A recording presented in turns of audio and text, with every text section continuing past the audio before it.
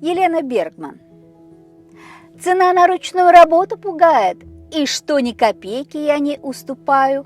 Простите, конечно, но в кассах вокзала торгов на билет я пока не встречала. В оплате услуги за газ или свет возможности торга, увы, тоже нет. Никто на заправках базар не разводит, залил себе в бак, оплатил и свободен. Не можешь платить – мерзни, топай пешком, голодным ходи, голиком, босиком. Цена есть на все, на продукты, одежду, и только ручная работа, как прежде. Как прежде совсем, не в почете цена. И каждому что-то я сделать должна. Кому по знакомству, кому по соседству, но мне одарить всех совсем непосредством.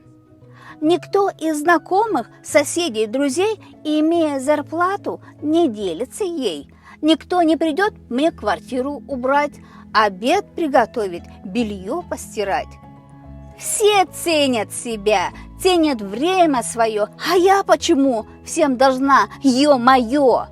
И я свое время, представьте, ценю и трачу его на себя, на семью.